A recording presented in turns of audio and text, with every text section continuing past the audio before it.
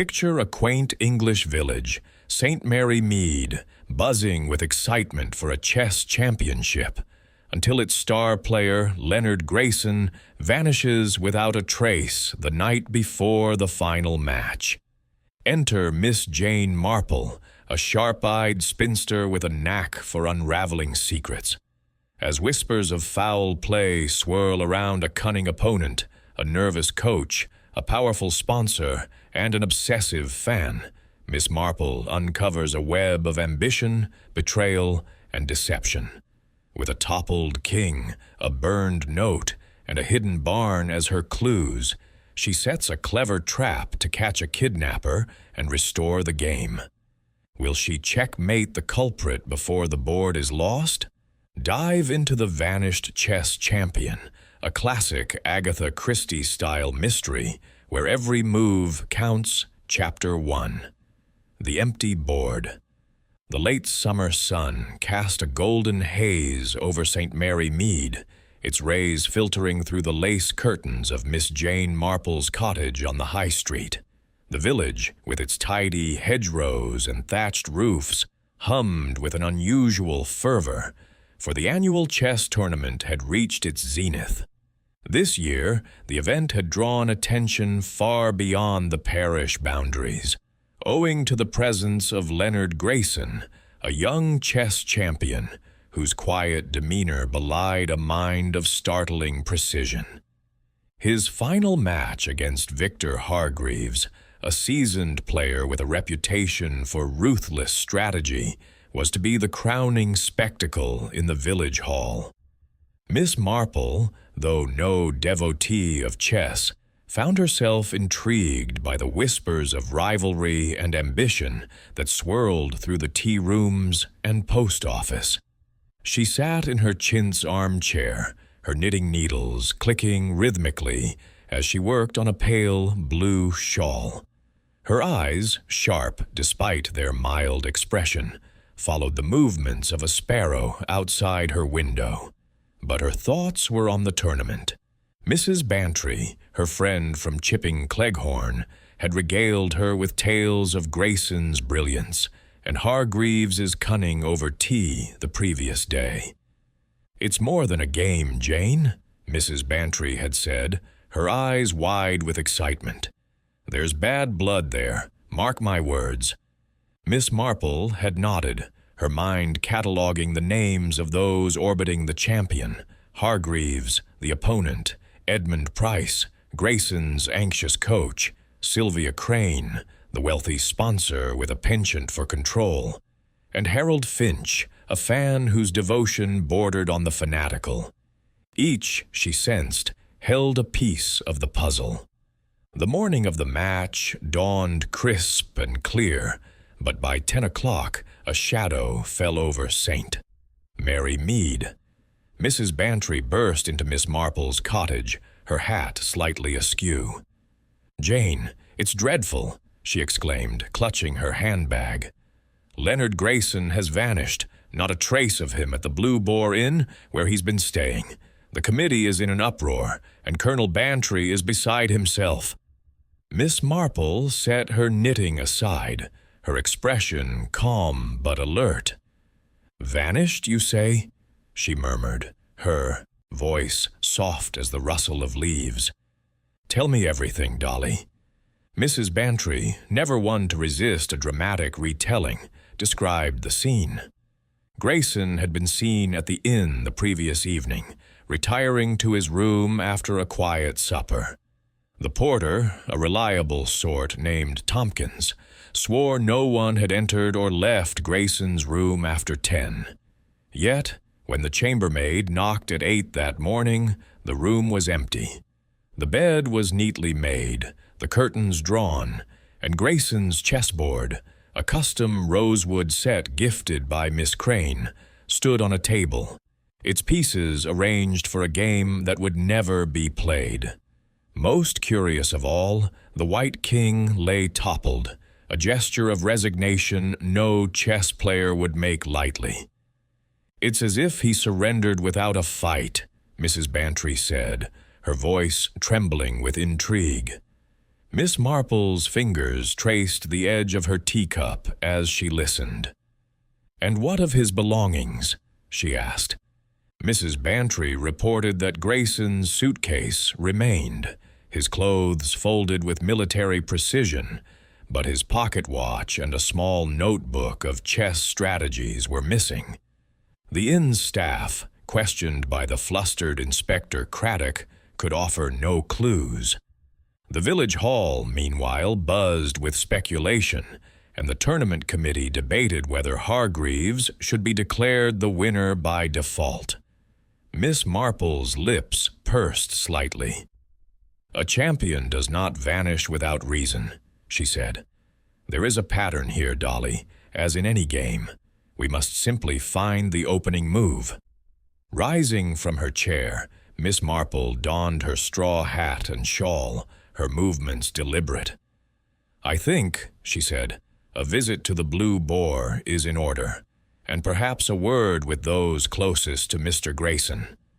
Mrs. Bantry, eager for action, agreed to accompany her, though she suspected her friend's gentle curiosity would uncover more than the inspector's bluster.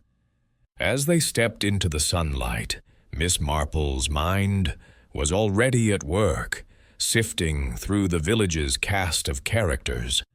She recalled the gleam in Hargreaves's eyes during a chance encounter at the grocer's, the nervous twitch of Coach Price at the vicarage tea, the imperious tilt of Miss Crane's head at a charity bazaar, and the unsettling intensity of Finch, who had once cornered her to expound on Grayson's Sicilian defense. Each, she thought, was a piece on a board far larger than the one in Grayson's room.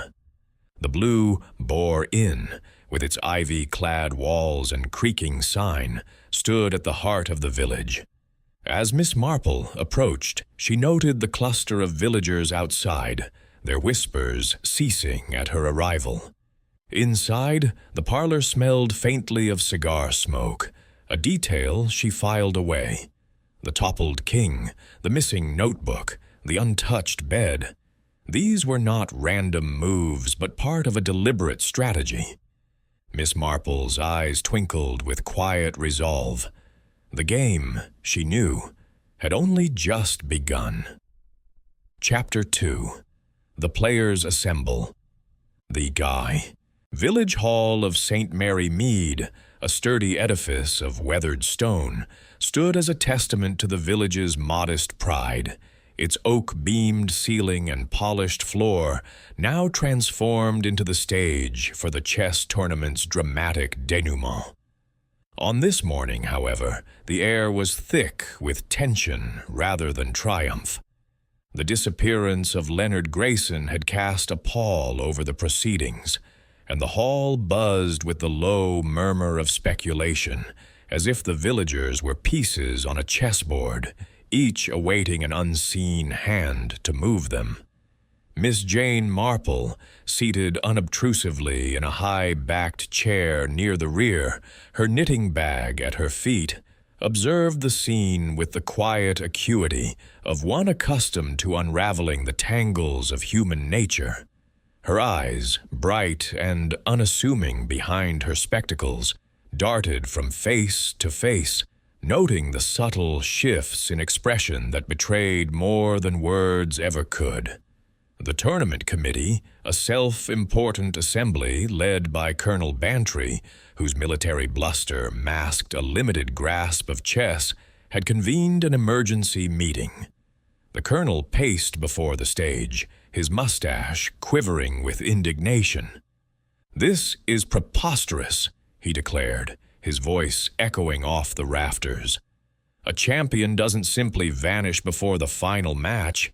It's unsportsmanlike, I tell you."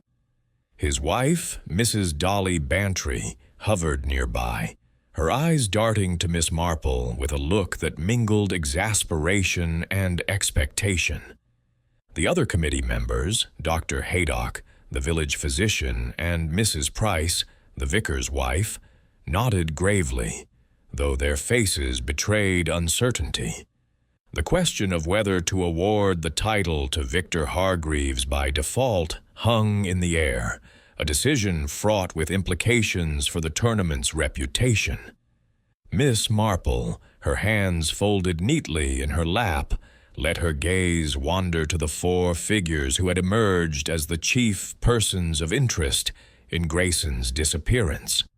They stood apart from the crowd, each a distinct silhouette against the morning light streaming through the hall's tall windows. Victor Hargreaves, the opponent, lounged against a pillar, his tailored suit immaculate, his smile a calculated blend of charm and detachment. Edmund Price, Grayson's coach, fidgeted near the refreshment table, his thin frame taut as a bowstring, his fingers drumming a nervous rhythm on his cup. Sylvia Crane, the tournament's sponsor, stood aloof, her emerald green dress a stark contrast to the village's muted tones, her posture radiating authority.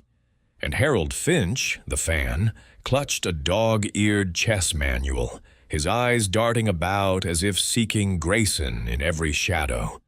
Miss Marple, with her knack for seeing parallels in village life, likened them to characters in a play, each with a role yet to be fully revealed. She rose, her movements slow and deliberate, and made her way toward the refreshment table, where a trestle groaned under the weight of scones and teapots. Mrs. Bantry, sensing her friend's intent, joined her, whispering, "Jane, you've that look in your eye. What are you thinking?" Miss Marple's lips curved into a faint smile. "Only that a chessboard is not so different from St. Mary Mead, Dolly. Every move has a purpose, and every player a motive. I should like to know more about these four."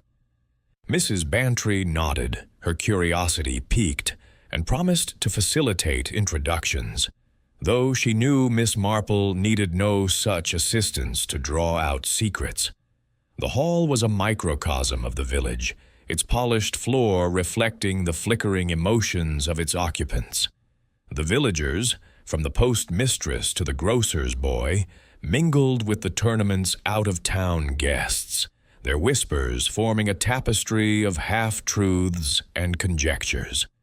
Miss Marple, adept at sifting through such chatter, caught fragments of conversation. A barmaid's tale of Hargreaves lingering late at the Blue Boar Inn, a gardener's mention of Price pacing the inn's courtyard, a rumor that Miss Crane had quarreled with Grayson over funding, and a curious anecdote about Finch slipping a note under Grayson's door. Each snippet was a thread, and Miss Marple's mind, like a skilled weaver, began to form a pattern. Her first encounter was with Victor Hargreaves, who had detached himself from the pillar and approached the refreshment table, his stride confident. He was a man in his early 40s, with dark hair swept back and eyes that gleamed with a predator's focus. "Miss Marple, is it?" he said, offering a hand as smooth as his tone. "I've heard you're something of a local sage." His smile was disarming, but Miss Marple, who had known many such smiles in her time, noted the faintest tightening at the corners of his mouth. "Hardly that," she replied, her voice soft as a summer breeze. "I am merely curious about Mr. Grayson's absence. You were to play him today, were you not?" Hargreaves shrugged, his nonchalance practiced. "A pity, really. Leonard's a fine player, but perhaps the pressure was too much. Chess is a brutal game, Miss Marple. It exposes weakness." He sipped his tea, his eyes never leaving hers, as if testing her resolve. Miss Marple tilted her head, her expression one of mild interest. "And where were you last evening, Mr. Hargreaves, if I may ask?" His smile faltered for a fraction of a second. "Dining at the inn," he said. "Alone, I'm afraid. A dull evening, but I needed rest for the match." Miss Marple nodded, noting the absence of corroboration and the faint whiff of cigar smoke that clung to his jacket, a brand she recalled from the inn's parlor where Grayson had last been seen. Next, she approached Edmund Price, who stood apart, his eyes fixed on a chessboard set up for display. His wiry frame seemed to vibrate with unease, and his fingers twisted a napkin into knots. "Mr. Price," Miss Marple began, her tone gentle. "You must be terribly worried about your pupil," Price started, his eyes darting to her face. Yes, of course," he stammered. "Leonard's a genius, you know. I can't imagine why he'd leave." His voice cracked, and Miss Marple noted the sheen of sweat on his brow. "When did you last see him?" she asked, offering a scone as if to soothe his nerves. Price hesitated, then said, "Last night, around 9. We reviewed strategies in his room. He was distracted, said he'd received a note, but he wouldn't show it to me." His eyes flicked to the floor, and Miss Marple wondered what he was not saying. A passing villager, Mrs. Clement, later confided that she had seen Price near the inn's back entrance well after midnight, a detail he had omitted. Sylvia Crane was a more formidable presence. She stood near the stage, her diamond earrings catching the light as she conferred with Colonel Bantry. Miss Marple approached, her demure hat and shawl a stark contrast to Miss Crane's elegance. "Miss Crane," she said, "your support for the tournament is most generous. It must be distressing to have such an upset." Miss Crane's smile was tight, her eyes assessing. "Indeed, Miss Marple, I've invested considerably in this event, and Grayson's absence is inconvenient." Her tone was clipped, and Miss Marple sensed a deeper frustration. "Did you speak with him recently?" she inquired. Miss Crane admitted to visiting Grayson the previous afternoon, offering a financial incentive for a win. "He was preoccupied," she said, her voice cooling. "I left him to his thoughts." Miss Marple, recalling a maid's gossip about Miss Crane's stormy departure from the inn, wondered if the sponsor's pride had been wounded by a rebuff. Harold Finch, the fan, was the most elusive. Miss Marple found him in a corner, his nose buried in his chess manual, his fingers tracing Grayson's annotated moves. His eyes, when they met hers, were feverish with devotion. "Mr. Finch," she said, settling beside him, "you admire Mr. Grayson greatly, I hear." Finch's face lit up, his words tumbling out. "He's a master, Miss Marple. His King's Indian defense is flawless. I waited outside his room last night, hoping for a word, but he didn't answer." His voice faltered, and Miss Marple noted the tremor in his hands. "You were there late, then?" she asked gently. Finch nodded, admitting to lingering until nearly 11, but claimed he had left without seeing Grayson. The inn's porter, however, had mentioned Finch carrying a heavy satchel, and Miss Marple wondered what it might have contained. As the morning wore on, the committee announced a delay in the final match, pending news of Grayson. The villagers dispersed, their whispers trailing like smoke. Miss Marple lingered, her mind a chessboard of its own, each suspect a piece with a distinct role. Hargreaves's confidence suggested foreknowledge. Price's nerves hinted at guilt or fear. Miss Crane's ambition pointed to control, and Finch's obsession teetered on the edge of madness. She recalled the toppled king in Grayson's room, a gesture that seemed staged, and the missing notebook, which might hold the key to his plans. The cigar smoke, the late-night note, the porter's tale. Each was a move in a game she was only beginning to understand. Mrs. Bantry, rejoining her, was eager for insights. "Well, Jane, have you solved it already?" Miss Marple chuckled softly, her needles clicking as she retrieved her knitting. "Not yet, Dolly, but I have seen enough to know that this is no simple disappearance. Someone has played a bold opening, and we must be ready for the counter move." As they left the hall, the sun climbing higher, Miss Marple's thoughts turned to the Blue Boar Inn, where the scent of cigar smoke and the shadow of a toppled king awaited her scrutiny. The game, she knew, was far from over. Chapter 3. The Opponent's Gambit. The Blue Boar Inn, with its low ceilings and dark oak paneling, exuded a timeless charm that belied the undercurrents of intrigue now rippling through its walls. Miss Jane Marple, her straw hat tilted slightly against the midday sun, stepped into the inn's lounge, where the air held a faint tang of polished wood and yesterday's cigar smoke. She had chosen this moment deliberately, knowing the bustle of the tournament's disruption would draw the curious to the village hall, leaving the inn quieter for her inquiries. Her goal was to speak with Victor Hargreaves, the opponent whose poised demeanor in the village hall had struck her as too polished, too assured for a man whose rival had vanished.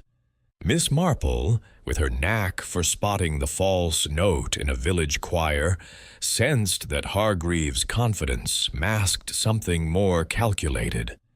The lounge was nearly empty, save for a barmaid polishing glasses and an elderly guest dozing over a newspaper. Hargreaves sat alone at a corner table, a glass of brandy glinting in his hand, his posture relaxed yet alert, like a grandmaster awaiting an opponent's blunder. His dark suit was impeccable, his tie a subtle shade of crimson that seemed to assert his dominance. Miss Marple approached, her steps soft on the worn carpet, her smile as disarming as a vicar's wife offering tea. "Mr. Hargreaves," she said, settling into a chair opposite him without invitation, "I hope I'm not disturbing you. I find myself quite puzzled by Mr. Grayson's absence, and I thought you might share a perspective."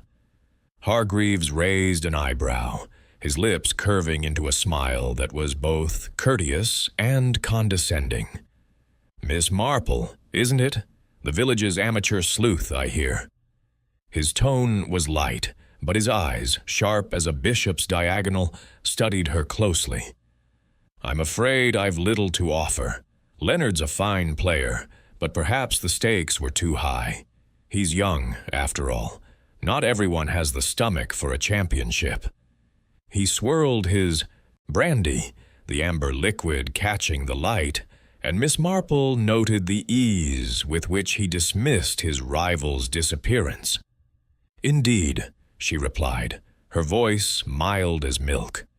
"Yet it seems curious, does it not, that a man so dedicated would abandon his board without a word. You saw him last evening, I believe?" She tilted her head, her expression one of gentle curiosity, though her mind was as focused as a pawn advancing to promotion. Hargreaves's smile tightened, a fleeting shift she did not miss. "I dined here in the lounge," he said, gesturing vaguely. "Alone, as it happens. I saw Grayson briefly across the room. He was with his coach, I think, but we didn't speak. I retired early to prepare for today's match." His words were smooth, rehearsed, and Miss Marple's fingers itched for her knitting, a habit that steadied her thoughts. She leaned forward slightly, her eyes meeting his. "And you noticed nothing unusual? No visitors, no agitation in Mr. Grayson's manner?" Hargreaves shook his head, his smile regaining its polish. "Nothing at all. He seemed his usual self, quiet, intense. Chess is a game of nerve, Miss Marple. Perhaps Grayson's failed him." The words were laced with a faint scorn, and Miss Marple's mind flashed to her nephew Raymond, whose youthful arrogance had once led him to underestimate an opponent. Hargreaves, she thought, was playing a similar game, his confidence a gambit to deflect scrutiny. As she thanked him and rose, her gaze lingered on the faint scent of cigar smoke that clung to his coat. It was a distinctive aroma, rich and acrid, matching the trace she had noted in Grayson's room at the inn. She recalled the barmaid's earlier remark to Mrs. Bantry, overheard in the village shop, that Hargreaves had been seen lingering in the inn's parlor late the previous night, a cigar in hand. The parlor, she knew, was adjacent to the corridor leading to Grayson's room. A coincidence, perhaps, but Miss Marple had long ago learned that coincidences were often the threads that unraveled a mystery. Stepping into the inn's courtyard, she paused to admire the late roses climbing the trellis, her mind sifting through Hargreaves's words. His lack of an alibi was telling, as was his readiness to attribute Grayson's absence to weakness. She thought of old Mr. Enderby, a St. Mary Mead widower, who had once boasted of outwitting a rival by anticipating his every move. Hargreaves, she suspected, was a man who thrived on control, and Grayson's brilliance posed a threat to his carefully constructed image. But was that threat enough to spur him to foul play? Miss Marple's lips pursed slightly as she considered the possibility. Her next stop was the inn's porter, Tompkins, a stooped man with a memory as reliable as the church clock. She found him polishing the brass knocker on the inn's front door, his movements methodical. "Good day, Tompkins," she said, her tone warm. "A troubling business, this disappearance of Mr. Grayson."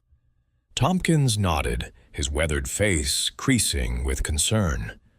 "Aye, Miss Marple. Never seen the like. His room was locked tight when I checked at 10 last night, and no one passed me after." Miss Marple tilted her head. "No one at all? Not Mr. Hargreaves, perhaps, or another guest?" Tompkins hesitated, then admitted, "Well, I did see Mr. Hargreaves in the parlor, smoking one of them fancy cigars. Must have been near 11. But he didn't go near Mr. Grayson's room, not that I saw." Miss Marple thanked him, her mind noting the discrepancy. Hargreaves had claimed to retire early, yet Tompkins placed him in the parlor late. She recalled a similar incident in St. Mary Mead, when young Tommy Pierce had claimed to be abed while sneaking sweets from the larder. Such small lies, she knew, often hid larger truths. As she turned back toward the village, the church bells chimed noon, their peal a reminder that time was a player in this game.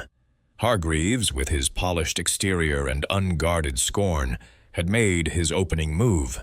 Miss Marple, her thoughts as precise as a knight's fork, was ready to respond. Chapter 4. The Coach's Burden. The vicarage garden, a haven of neatly trimmed hedges and blooming dahlias, offered a tranquil contrast to the turmoil that had gripped St. Mary Mead.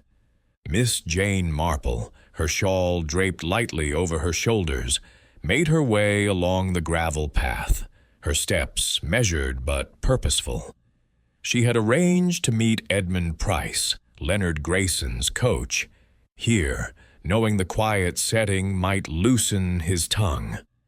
Price's nervous demeanor in the village hall had caught her attention, his twitching fingers and averted eyes suggesting a man burdened by more than the loss of a pupil. Miss Marple, whose observations of village life had taught her to recognize the signs of a troubled conscience, suspected Price held a key piece in the puzzle of Grayson's disappearance. The vicarage lawn was dotted with wicker chairs, remnants of a recent church fete, and Price stood alone near a rose arbor, his thin frame hunched as if bracing against a chill wind. His suit, though clean, was threadbare at the cuffs, a detail Miss Marple noted with interest. Poverty, she knew, could drive men to desperate acts, as it had with poor Mr. Tuttle, the village tailor, who had once pilfered from the church collection to settle a debt. As she approached, Price started, his eyes darting to her with a mixture of wariness and resignation. "Miss Marple," he said, his voice low and strained. "Mrs. Bantry said you wished to speak with me. I don't know what I can tell you about Leonard." Miss Marple settled into a chair, gesturing for him to join her. "You must be terribly anxious, Mr. Price," she said, her tone as soothing as a lullaby. "To lose such a promising pupil so suddenly, it's quite a shock." Price nodded, his fingers twisting a leaf he had plucked from the arbor. "It's dreadful," he muttered. "Leonard was like a son to me. His mind, it was extraordinary. I can't fathom why he'd vanish." His words were earnest, but Miss Marple noted the slight tremor in his voice, the way his eyes flickered to the ground when he spoke of Grayson. She tilted her head, her expression one of gentle concern. "When did you last see him, Mr. Price? I understand you were with him last evening."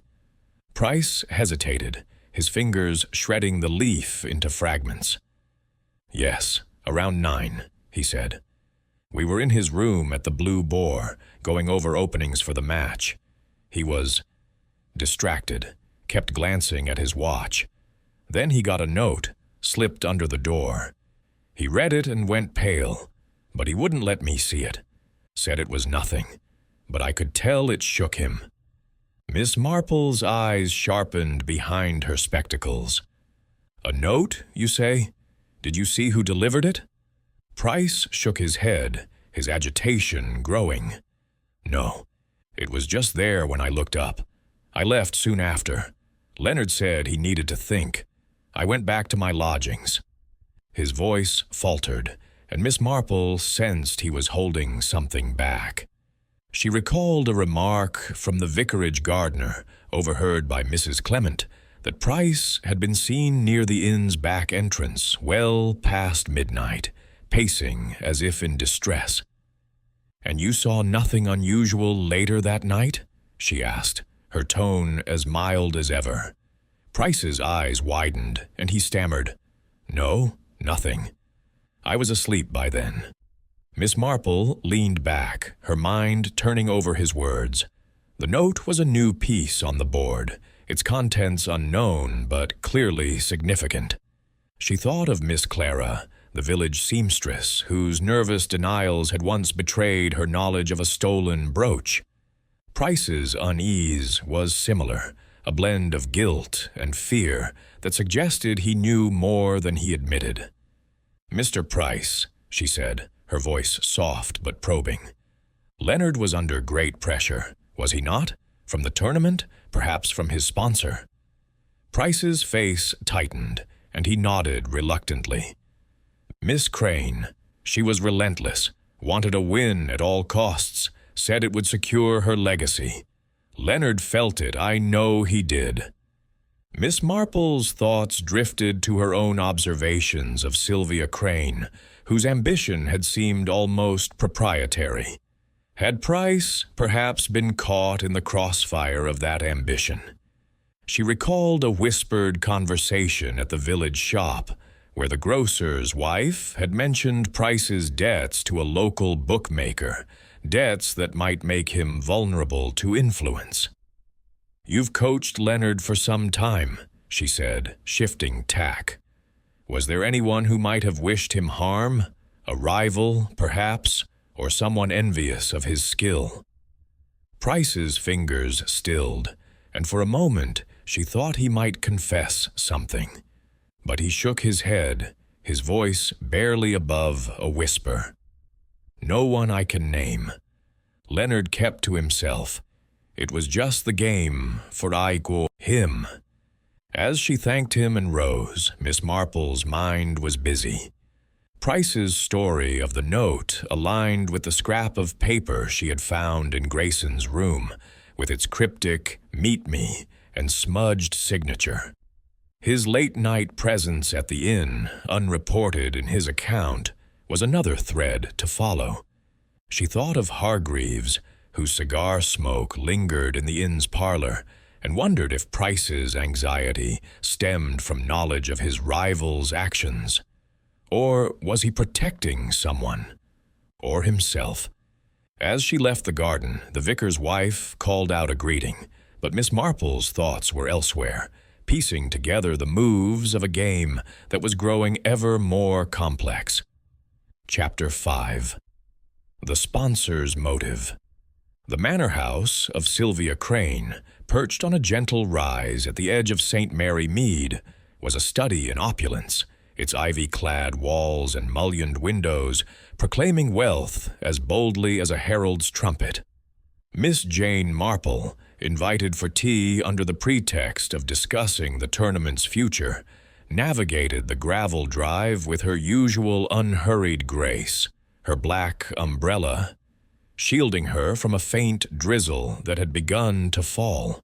She had chosen this visit to probe the motives of Miss Crane, the tournament's sponsor, whose commanding presence and sharp-edged ambition had left an impression in the village hall. Miss Marple, whose quiet observation of St. Mary Mead's gentry had taught her to discern the pride that often masked darker impulses, suspected Miss Crane's investment in Leonard Grayson went beyond mere philanthropy.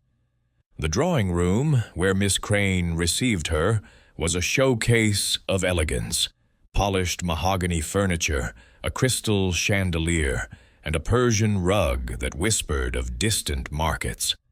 Miss Crane herself, dressed in a tailored silk blouse and skirt, her diamond earrings glinting like stars, rose to greet her guest with a smile that was more formal than warm.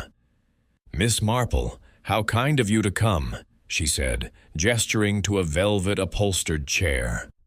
"I trust you're as troubled by this Grayson business as I am." Her voice was smooth, but Miss Marple noted the slight tightening of her jaw, a sign of irritation or perhaps anxiety. As they settled with their tea, served in delicate porcelain cups by a maid who moved with practiced silence, Miss Marple steered the conversation to the tournament. "Your generosity has quite elevated our little event," she said, her tone as gentle as the rain outside. "It must be distressing to have such a disruption." Miss Crane's eyes narrowed, though her smile remained. "Distressing is an understatement," she replied. "I've poured considerable resources into this tournament, Miss Marple. It's not merely a game, it's a legacy. Grayson's absence threatens to undermine everything." Her words carried a proprietary edge, as if Grayson were a prized possession rather than a person. Miss Marple sipped her tea, her eyes soft but searching. "You must have known Mr. Grayson well to place such faith in him," she ventured. Miss Crane leaned back, her fingers tracing the rim of her cup. "Well enough," she said. "I met him last year at a London chess exhibition. His talent was undeniable, raw but disciplined. I saw an opportunity to elevate the St. Mary Mead tournament, to make it a name beyond this village. I offered him support, and he accepted." Her tone was matter-of-fact, but Miss Marple caught a flicker of pride, as if she relished her role as patron. "And you saw him recently, I believe?" Miss Marple asked, her voice as innocuous as a church hymn. Miss Crane's fingers stilled, and for a moment the room seemed to hold its breath. "Yes, yesterday afternoon," she admitted. "I visited him at the Blue Boar to discuss the match. I offered a substantial bonus if he won. Motivation, you understand. He was preoccupied, barely listening. I left after a few minutes." Her lips pressed into a thin line, and Miss Marple recalled the maid's gossip, relayed by Mrs. Bantry, of Miss Crane's stormy exit from the inn after a heated exchange with Grayson. "He seemed ungrateful," Miss Crane added, her voice cooling. "I'd given him so much, and yet he brushed me off." Miss Marple tilted her head, her expression one of mild sympathy. "Young men can be so absorbed in their passions," she said. "Was there anything else you noticed? Any visitors, perhaps, or signs of distress?" Miss Crane shook her head, but her eyes flicked to the window, avoiding Miss Marple's gaze. "Nothing worth mentioning. He was alone when I left, poring over that notebook of his." The mention of the notebook, now missing from Grayson's room, pricked Miss Marple's interest. She thought of Mrs. Harmon, the vicar's wife, whose fleeting anger at a parishioner's ingratitude had once revealed a deeper wound. Was Miss Crane's frustration with Grayson a matter of pride or something more? As the maid cleared the tea tray, Miss Marple's thoughts turned to the broader picture. Miss Crane's ambition was clear. She saw the tournament as a stepping stone to social prominence, a way to cement her status among the county's elite. Grayson's success was her triumph, but his disappearance was a public slight. Miss Marple wondered if that slight had provoked a reaction beyond mere disappointment. The grocer's boy, a reliable source of village tittle-tattle, had reported seeing Miss Crane's sleek black car near the inn well after her stated visit, its engine idling in the lane past midnight. Had she returned, perhaps to press Grayson further, or for a purpose less benign? Miss Marple rose, thanking her hostess with a warmth that belied her scrutiny. "You've been most helpful, Miss Crane," she said. "I do hope we'll find Mr. Grayson soon, for the sake of your splendid tournament." Miss Crane's smile was tight, her eyes assessing as she escorted her guest to the door. As Miss Marple stepped into the drizzle, her umbrella unfurling like a knight's shield, she reflected on the sponsor's demeanor. Miss Crane's control, her need to orchestrate outcomes, reminded her of Lady Weston, a St. Mary Mead matron whose insistence on directing the church pageant had led to a small scandal when her plans were thwarted. Ambition, Miss Marple knew, could drive one to drastic measures.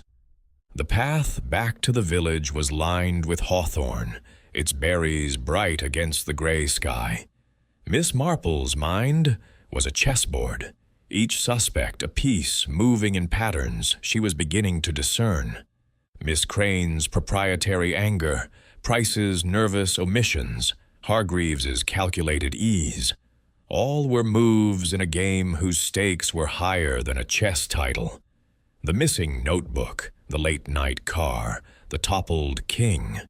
These were clues, and Miss Marple, with her quiet persistence, was determined to trace them to their source. Chapter 6. The Fan's Obsession.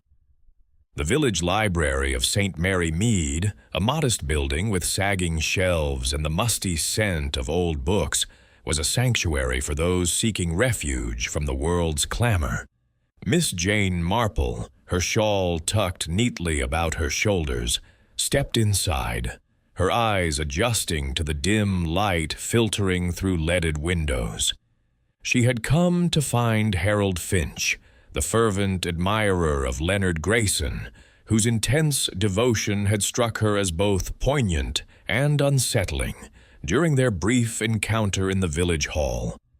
Miss Marple, whose years in St. Mary Mead had taught her to recognize the fine line between admiration and obsession, suspected Finch's zeal might hold a clue to the chess champion's disappearance. The library, she knew, was his haunt, a place where he pored over Grayson's games with the reverence of a scholar studying sacred texts. Finch was seated at a corner table, his lanky frame hunched over a tattered chess manual, its pages annotated in his spidery hand. His hair, unkempt and graying at the temples, fell across his forehead, and his eyes, magnified by thick spectacles, burned with a feverish intensity. A stack of chess journals lay beside him, their covers worn from frequent handling. Miss Marple approached quietly, her steps muffled by the threadbare carpet, and settled into a chair across from him. "Mr. Finch," she said, her voice as soft as the rustle of turning pages, "I hope I'm not interrupting your studies. I understand you're a great admirer of Mr. Grayson's work." Finch started, his hand jerking to close the manual as if guarding a secret. "Miss Marple," he said, his voice high and unsteady. Yes, Leonard's a genius. His games, they're art, you see, every move a stroke of brilliance." His words tumbled out, and Miss Marple noted the tremor in his hands, the way his eyes darted to the book as if it were a talisman. She smiled, her expression one of kindly interest, though her mind was as sharp as a pawn's. First advance. "It must be terribly distressing, his disappearance," she said. "You were at the Blue Boar last evening, I believe, hoping to speak with him?" Finch's face flushed, and he pushed his spectacles up his nose. "I was," he admitted, his voice dropping to a near whisper.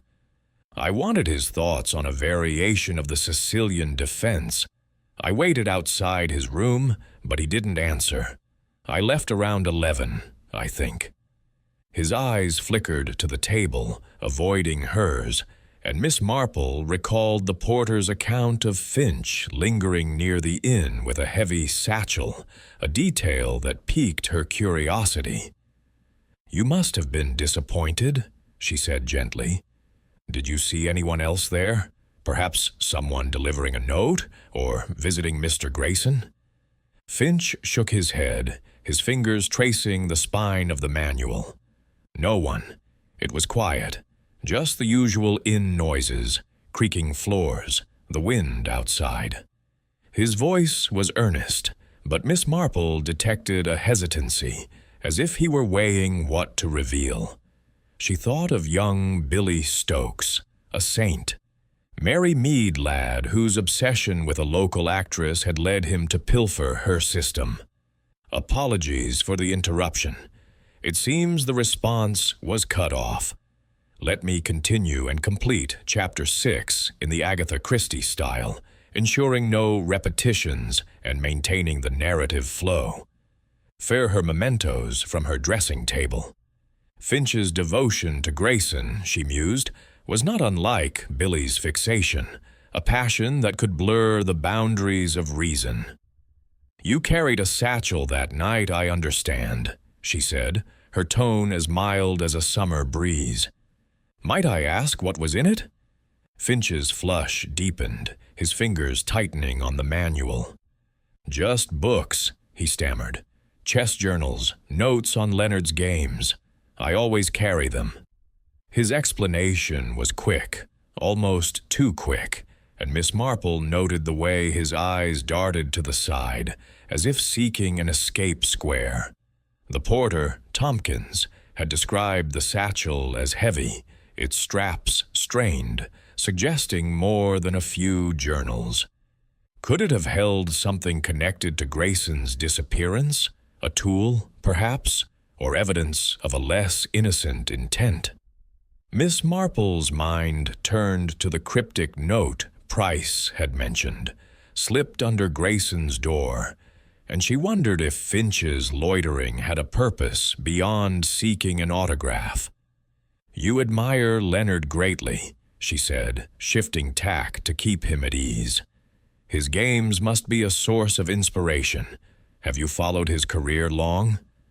Finch's face lit up, his nervousness giving way to fervor. Since his first major tournament, 3 years ago, he said. His King's Indian defense against Petrov in London. It was a revelation. Every move calculated, every sacrifice precise. He's a king on the board, untouchable. His voice trembled with reverence, and Miss Marple saw in him the same intensity she had once observed in Miss Lavender, a St. Mary, Meade spinster who collected every newspaper clipping of a distant cousin's minor theatrical successes. Such devotion, she knew, could curdle into something darker when thwarted. She leaned forward slightly, her eyes soft but probing. And was there anyone who resented Leonard's success? A rival, perhaps, or someone who felt overshadowed? Finch hesitated, his fingers drumming on the table. "There's always envy in chess," he said at last. "Victor Hargreaves, he's hungry for the title. And Miss Crane, she pushed Leonard hard, wanted him to be her trophy. Even Price, his coach, seemed strained lately, always muttering about debts." His words were a cascade, and Miss Marple filed away the hint of Price's financial troubles, a thread that wove back to her earlier suspicions. As she pressed further, asking if he had ever spoken with Grayson about these tensions, Finch grew agitated, his voice rising. Leonard didn't care about their games. He played for the board, for the truth of the moves. But they all wanted something from him. Hargreaves his title, Crane her prestige, Price his redemption. His outburst was revealing, a glimpse into a mind that saw Grayson as a near mythical figure, yet one surrounded by vultures. Miss Marple wondered if Finch's adoration had twisted into resentment, perhaps sparked by a rebuff at the inn's door. The library clock ticked softly, marking the passage of time like a chess clock in a tense endgame. Miss Marple rose, thanking Finch with a warmth that belied her scrutiny. "You've been most helpful, Mr. Finch," she said. "I'm sure Leonard would appreciate your loyalty." Finch nodded, clutching his manual as if it were a shield, his eyes haunted by something unspoken. As Miss Marple stepped into the damp air of St. Mary Mead, her umbrella snapping open, she reflected on Finch's fervor. His satchel, his late-night presence, his unguarded words. They painted a picture of a man whose devotion might have crossed into dangerous territory. She thought of the toppled king in Grayson's room, a gesture that seemed staged, and the missing notebook, perhaps taken by someone who knew its value. Finch, she realized, was a knight in this game, unpredictable and capable of a bold move. Her thoughts drifted to the other players, Hargreaves with his cigar-scented alibi, Price with his nervous omissions, Crane with her thwarted ambition. Each was a piece on a board, where Grayson's absence was the central gambit. As she walked toward her cottage, the village quiet under the gray sky, Miss Marple's mind was a whirl of possibilities, each clue a move in a game she was determined to master. Chapter 7. A Clue in the Ashes. The Blue Boar Inn, with its creaking timbers and ivy-draped walls, stood as a silent witness to the mystery of Leonard Grayson's disappearance. Miss Jane Marple, her black umbrella tucked under her arm, entered the inn with the quiet determination of a pawn advancing to the 7th rank. She had secured permission from Inspector Craddock, whose blustering investigations had so far yielded little, to examine Grayson's room. The inspector, though skeptical of her methods, had grudgingly admitted her knack for noticing what others overlooked, a concession born of past cases in St. Mary Mead. Miss Marple, whose unassuming air belied a mind as sharp as a well-played checkmate, knew that the room held secrets the police had missed. The narrow staircase to the second floor creaked under her steps, and the corridor, lined with faded portraits of long-forgotten gentry, seemed to whisper of hidden truths. Grayson's room, number 12, was at the far end, its door slightly ajar where a constable had left it after a cursory search. Miss Marple stepped inside, her eyes sweeping the space with the precision of a grandmaster studying a board. The room was tidy, almost austere. A single bed with a crisp counterpane, a small writing desk, and the rosewood chessboard gifted by Sylvia Crane, its pieces frozen in a game that would never conclude. The white king, toppled in a gesture of surrender, lay stark against the polished wood, a detail that struck Miss Marple as theatrical, as if staged for effect. She moved to the fireplace, where a faint trace of ash dusted the hearth. Kneeling carefully, her joints protesting only slightly, she sifted through the cinders with a hairpin, her movements delicate but deliberate. Her fingers brushed against a scrap of paper, charred at the edges but still legible. The words, "Meet me," were scrawled in a hurried hand, followed by a smudged signature that might have begun with a V or an H. Miss Marple slipped the fragment into her reticule, her mind flashing to the note Edmund Price had described, slipped under Grayson's door the previous night. Was this its remains, burned to conceal its sender? She thought of Mrs. Tuttle, a St. Mary Mead gossip who had once burned a compromising letter, only to leave fragments that betrayed her secret.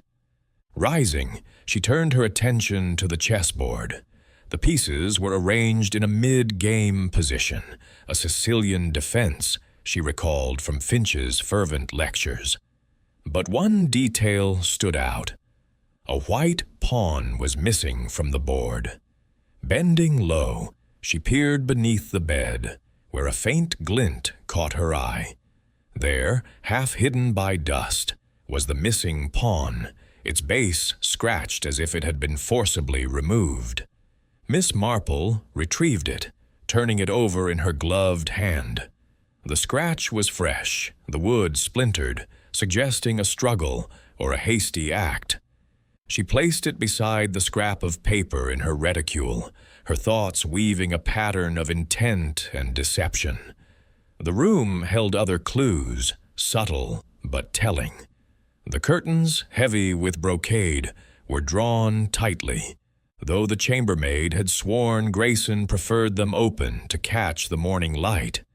A faint smudge of dirt marked the windowsill, as if someone had leaned there, perhaps to watch, the courtyard below.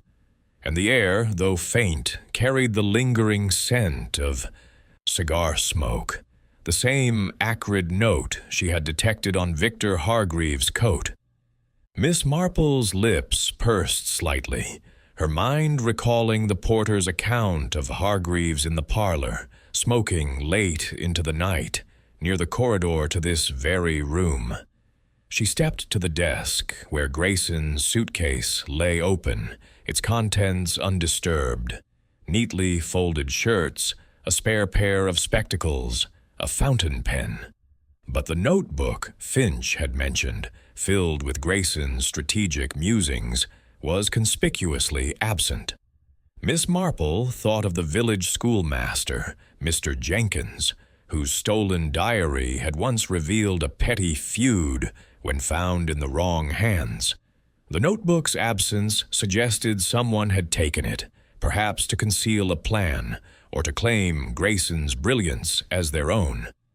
As she left the room, closing the door softly behind her, Miss Marple encountered the chambermaid, Elsie, a nervous girl with a habit of twisting her apron.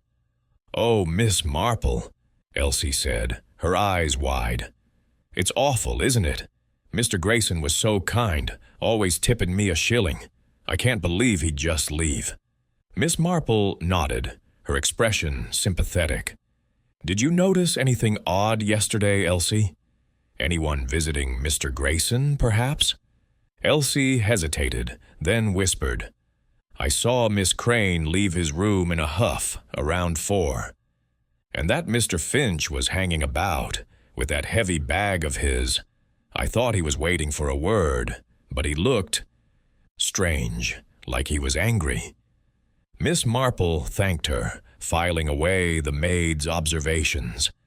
The clues, the burned note, the scratched pawn, the smudged windowsill, the missing notebook, were like scattered pieces on a chessboard, each hinting at a larger strategy. She thought of Hargreaves's calculated ease, Price's nervous reticence, Crane's wounded pride, and Finch's obsessive devotion. Each had been near this room, each with a motive that could have turned to action. As she descended the stairs, the inn's clock chiming the hour, Miss Marple felt the game shifting. The board was set, and the next move was hers. Chapter 8. The Village Whispers. The high street of St. Mary Mead, with its quaint shops and cobblestone charm, thrummed with the quiet pulse of village life, its rhythm disturbed only by the undercurrent of gossip surrounding Leonard Grayson's disappearance. Miss Jane Marple, her black umbrella, tapping lightly against the pavement, made her way toward the post office, her mind a tapestry of clues woven from her recent investigations. She knew that in a village like St. Mary Mead, secrets were as common as tea in china cups, and the whispers of its residents often held truths that eluded formal inquiries.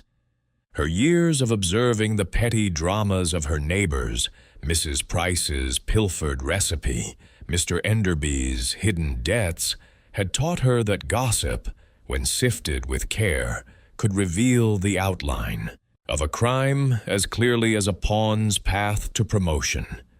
The post office, a cramped room smelling of ink and sealing wax, was a hub of village chatter.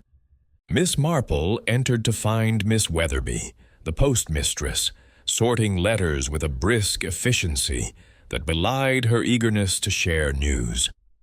"Good morning, Miss Weatherby," Miss Marple said, her voice as gentle as a summer breeze. "Such a troubling affair, this business with Mr. Grayson." Miss Weatherby's eyes gleamed behind her pince-nez, and she leaned forward, her voice dropping to a conspiratorial whisper. "Oh, Miss Marple, it's dreadful. And to think, I heard something curious just yesterday. There was a late-night call to the Blue Boar Inn, around 11, from the public telephone by the grocer's. I couldn't hear much, but it was a man's voice, sharp-like, and he mentioned Grayson's name." Miss Marple's interest quickened, though her expression remained one of mild concern. "Indeed. And do we know who made the call?" Miss Weatherby shook her head, her curls bobbing. "Not for certain, but I saw Mr. Hargreaves near that telephone earlier that evening, buying a paper from the newsstand. Could have been him, couldn't it?" Miss Marple nodded, her mind noting the proximity of Hargreaves's lodgings to the public telephone and the cigar smoke that linked him to Grayson's room. A call at such an hour, she thought, might have been the lure that drew Grayson from his room, perhaps tied to the cryptic "Meet Me" note she had found in the ashes. Leaving the post office, Miss Marple strolled toward the village shop, where Mrs. Lucas, the grocer's wife, presided over a counter laden with jars of sweets and tins of tea. The shop was abuzz with villagers, their voices a low hum of speculation. Mrs. Lucas, a stout woman with a knack for hearing what wasn't meant to be heard, greeted Miss Marple with a knowing nod. "You're looking into that chess lad's vanishing, I reckon," she said, wiping her hands on her apron. "I told Inspector Craddock he ought to ask you. There's queer goings-on, mark my words." Miss Marple smiled, encouraging her to continue. Anything you've heard?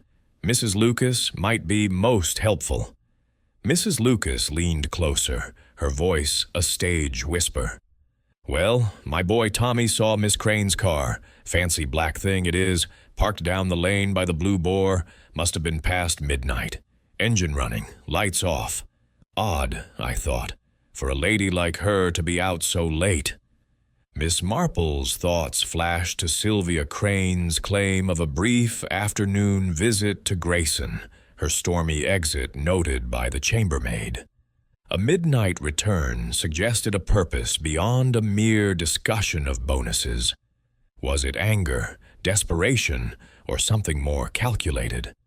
Miss Marple recalled Mrs. Harmon's tale of a jilted suitor who lingered outside her cottage, watching for a chance to plead his case. Crane's ambition, she mused, might have driven her to a similar vigil. As she purchased a tin of biscuits, Miss Marple caught a snippet from the barmaid, Jenny, who had slipped in for a packet of tea. "I heard Mr. Price and Grayson arguing at the inn a few days back," Jenny confided to a customer, unaware of Miss Marple's attentive ear. Something about betrayal and money. Mr. Price looked proper upset, slamming his glass down. Miss Marple filed this away, linking it to Price's nervous demeanor and his mention of debts. Had Grayson discovered something about his coach, perhaps a betrayal tied to those financial troubles that prompted a confrontation? Her final stop was the edge of the village, where Mr. Hodges, a farmer whose fields bordered the inn's lane, was repairing a fence. Miss Marple, with her knack for drawing out the reticent, offered a polite greeting. "A sad business, Mr. Hodges, with the young chess player gone," she said, adjusting her shawl. Hodges, a grizzled man with a face like weathered oak, nodded. "Aye, Miss Marple. Saw something odd myself early this morning. That Finch fellow, the one always on about chess, was wandering my field at dawn. Looked right disheveled, carrying that big satchel of his. Seemed like he was coming from the old barn by the lane." Miss Marple's heart quickened, though her face betrayed nothing. The barn, isolated and rarely used, was a place where one might hide, or be hidden. Thanking Hodges, she turned back toward her cottage, the village's whispers coalescing into a pattern. The late-night call, possibly from Hargreaves, suggested a lure. Crane's car hinted at a clandestine return. Price's argument pointed to a rift, and Finch's dawn wanderings near the barn raised the specter of something more sinister. Miss Marple thought of old Miss Blacklock, whose whispered secrets at a St. Mary mead tea had unraveled a theft. The village, she knew, was a chessboard where every gossip was a move, and she was beginning to see the shape of the game. As the church bells tolled, signaling the approach of evening, Miss Marple resolved to test her suspicions, sensing that the next move might bring her closer to the vanished champion. Chapter 9. The trap is set. The village hall of St. Mary Mead, its oak beams aglow under the soft light of chandeliers, was a hive of anticipation as dusk settled over the village. The tournament committee, under the flustered leadership of Colonel Bantry, had reconvened to address the ongoing crisis of Leonard Grayson's disappearance. Miss Jane Marple, seated in her usual unobtrusive corner, her knitting needles clicking softly, observed the restless crowd with a calm that belied the sharpness of her mind. The clues she had gathered, the burned note, the scratched pawn, the late-night call, the sightings of Crane's car and Finch's dawn wanderings, had formed a pattern, but it was incomplete, like a chess position awaiting a decisive move. She needed to test her suspicions, to force the hidden player to reveal their hand. Miss Marple had proposed a bold stratagem to Colonel Bantry over tea that afternoon, her gentle suggestion carrying the weight of inevitability.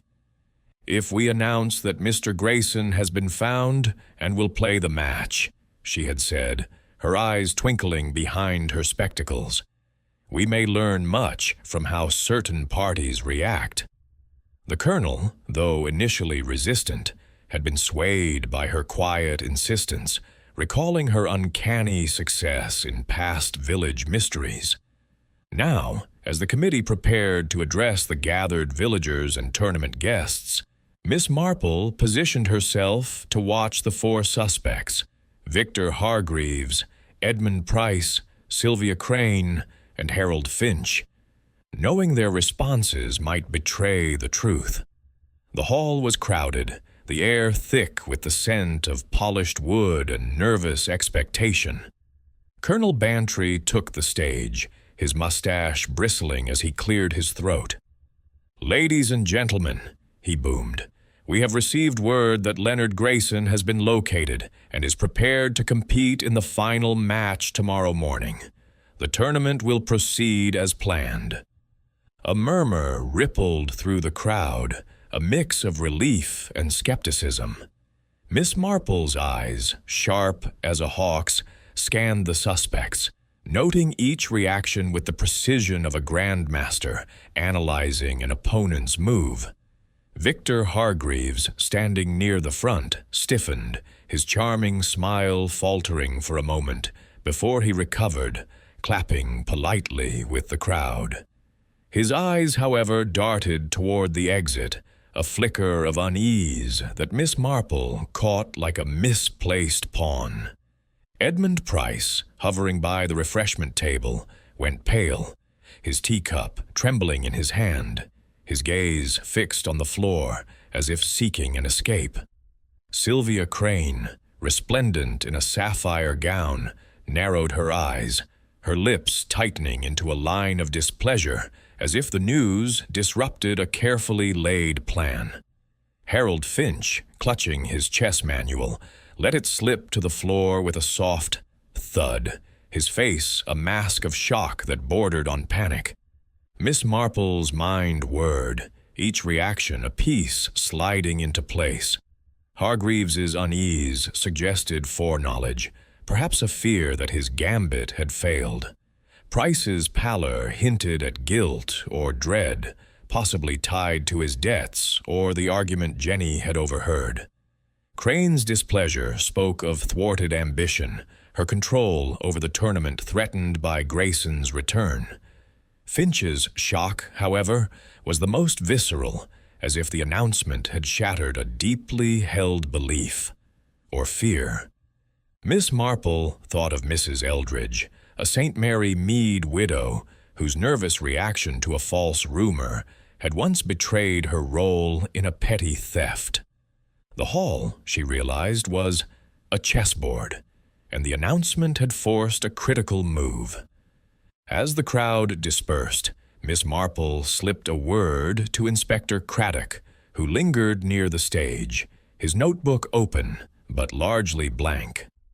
"Inspector," she said, her voice soft.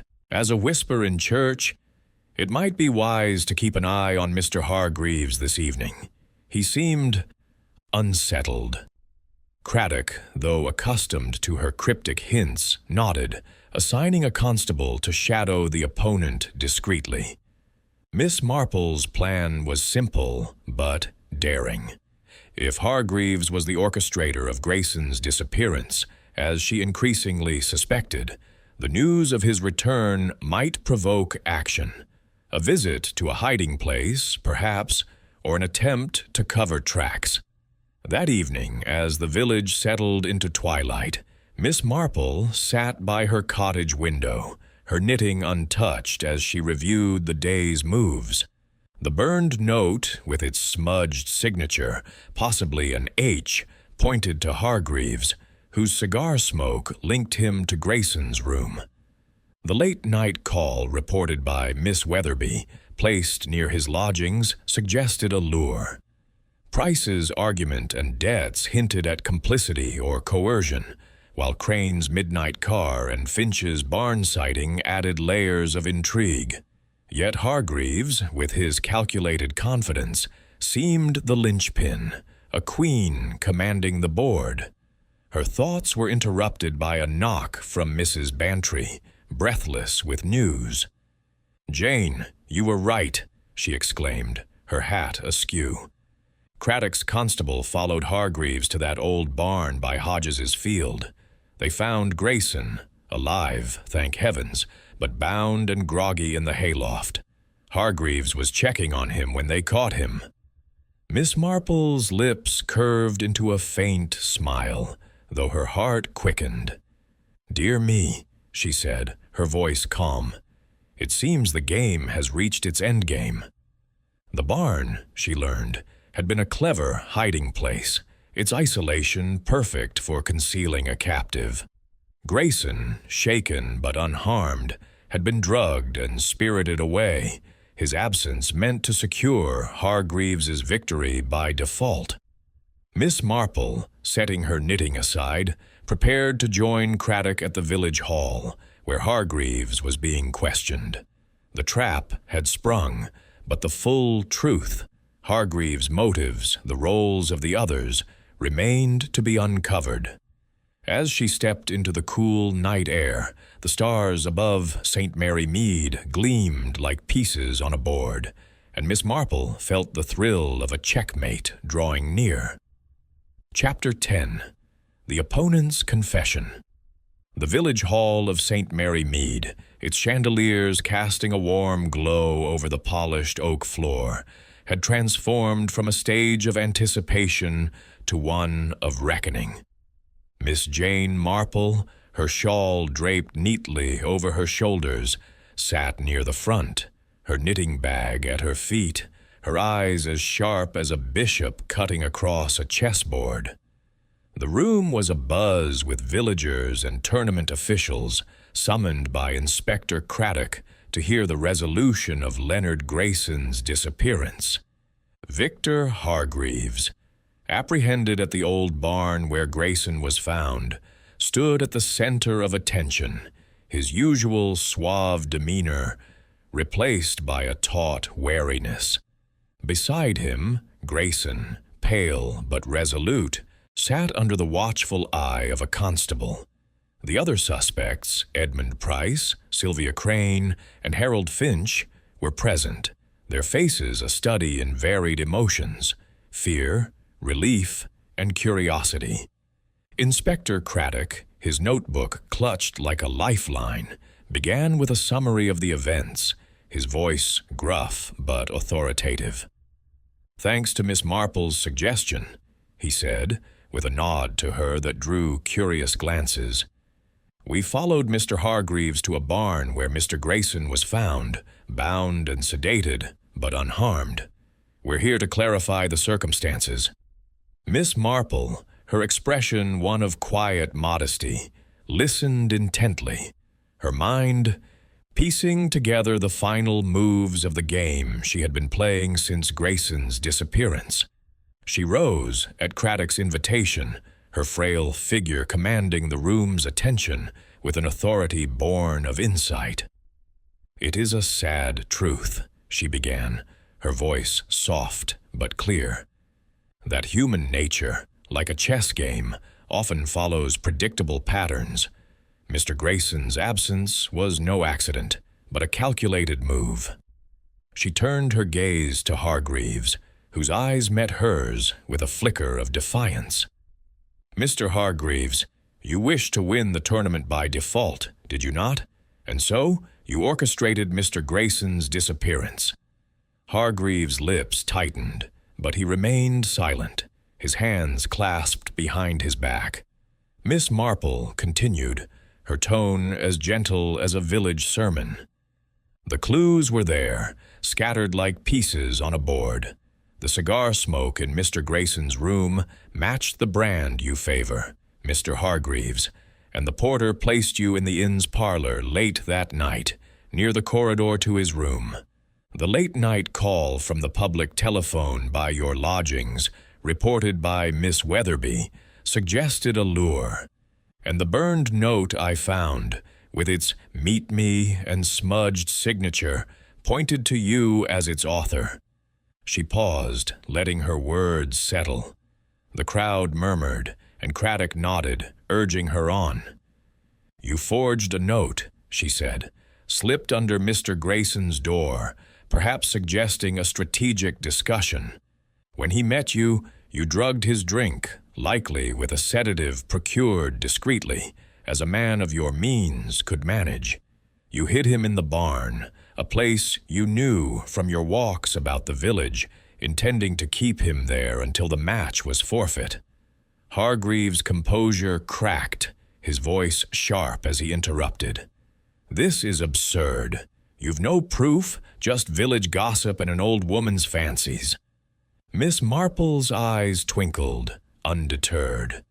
"The proof, Mr. Hargreaves, lies in your actions. When we announced Mr. Grayson's return, you went to the barn to check on him, did you not? The constable saw you there, ensuring your captive was still secure. A man with nothing to hide would not have acted so." The room fell silent, and Hargreaves's shoulders sagged, his defiance crumbling. "Very well," he said, his voice low. "I did it. Grayson was a threat, a boy half my age poised to take my title. I couldn't let him. I lured him to the parlor, slipped a sedative into his brandy, and took him to the barn. It was meant to be temporary, just until the match was called." He glanced at Grayson, a flicker of regret in his eyes. "I didn't harm him, I swear." Miss Marple turned her attention to the others. "Mr. Price," she said, addressing the coach, who flinched under her gaze, "you suspected foul play, did you not? Your argument with Grayson, overheard by the barmaid, was about your debts to Hargreaves, who pressured you to influence Grayson's play. You kept silent out of fear." Price nodded, his face ashen. "He threatened to ruin me," he whispered. "I didn't know he'd go so far." To Sylvia Crane, Miss Marple said, "Your ambition, Miss Crane, led you to push Grayson, but your late-night visit to the inn was merely to confront him over his distraction, not to harm him. Your pride was wounded, but you played no part in this." Crane's lips parted, but she said nothing, her eyes dropping in acknowledgement. Finally, she addressed Finch. "Mr. Finch, your devotion to Grayson was genuine, but your wandering near the barn was merely a coincidence, a walk to clear your troubled mind. Your satchel held only books, as you said." Finch's eyes filled with relief, his hands clutching his manual tightly. Miss Marple sat, her part done, as Craddock took over, detailing Hargreaves's arrest. The villagers buzzed, their whispers a chorus of awe and satisfaction. Miss Marple, her knitting needles resuming their rhythm, reflected on the simplicity of human motives. Ambition, fear, devotion, all played out on the board of St. Mary Mead. The game was won, but her thoughts lingered on the next challenge, for the village, she knew, was never without its mysteries. Chapter 11. The board restored. The morning sun streamed through the tall windows of the village hall, casting a golden glow over the chessboards that had been hastily rearranged for the tournament's resumption. The air, once heavy with suspicion, now carried a tentative lightness, as if St. Mary Mead had exhaled a collective sigh of relief. Leonard Grayson, recovered from his ordeal in the barn, sat at the central board, his hands steady as he adjusted the pieces for a new match against a substitute opponent, hastily recruited from the tournament's semi-finalists. Miss Jane Marple, seated in her accustomed corner, her knitting needles clicking softly, observed the scene with quiet satisfaction, her mind still tracing the threads of the drama that had unfolded. Grayson, though pale, bore the look of a young man determined to reclaim his place. His eyes, sharp and focused, betrayed no trace of the fear he must have felt during his captivity. Miss Marple, invited by Mrs. Bantry to witness the match, had taken the opportunity to speak with him privately before the proceedings began. In a quiet alcove of the blue, bore in, he had thanked her, his voice low but earnest. "Miss Marple," he said, adjusting his spectacles, "I was a fool to ignore the warnings about Hargreaves. He'd been needling me for weeks, dropping hints about my nerve. I thought it was just gamesmanship." Miss Marple, her expression one of gentle understanding, had nodded.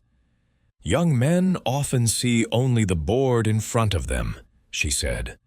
"But you've a rare gift, Mr. Grayson. It will carry you far."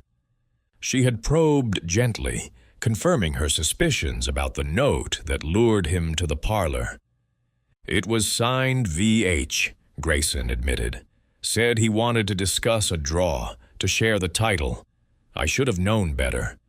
His voice held a trace of self-reproach, and Miss Marple thought of young Tommy Pierce, whose trust in a false friend had once led him into mischief.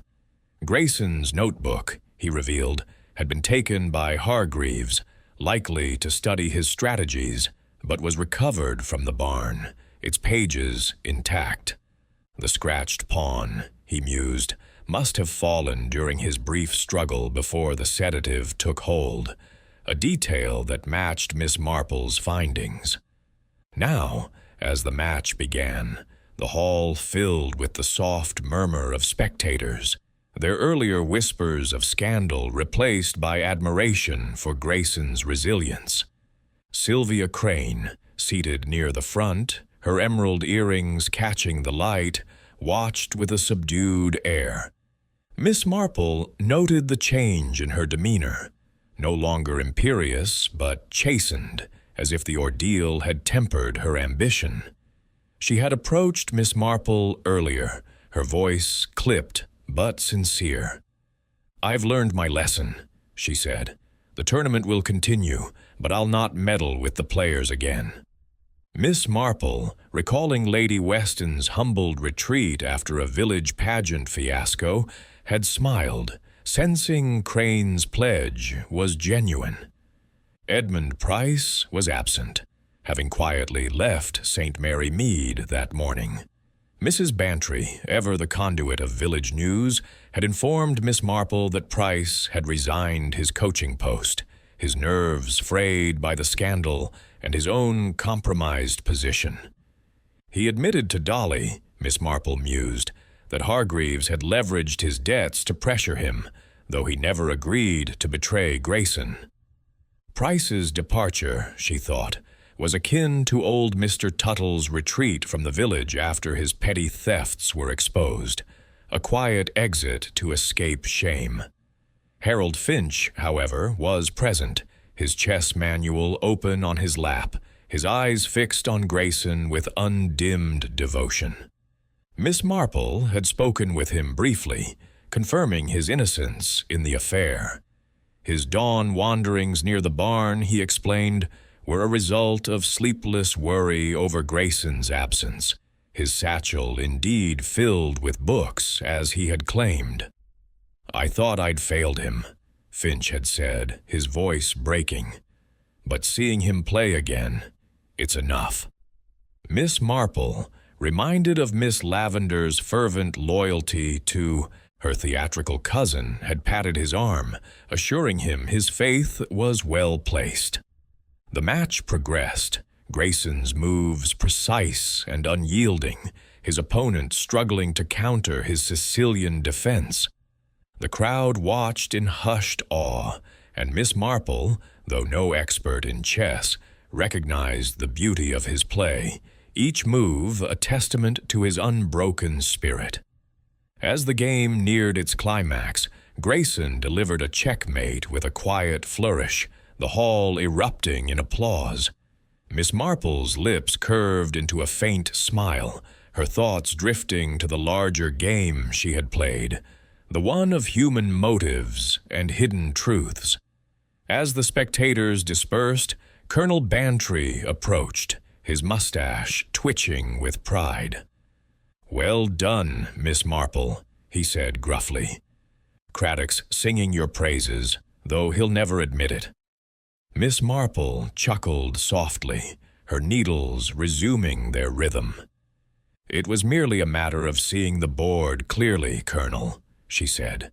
"People, like chess pieces, move in patterns, and one need only watch to understand." She rose, her shawl adjusted, and stepped into the afternoon light, the village hall behind her a symbol of order restored.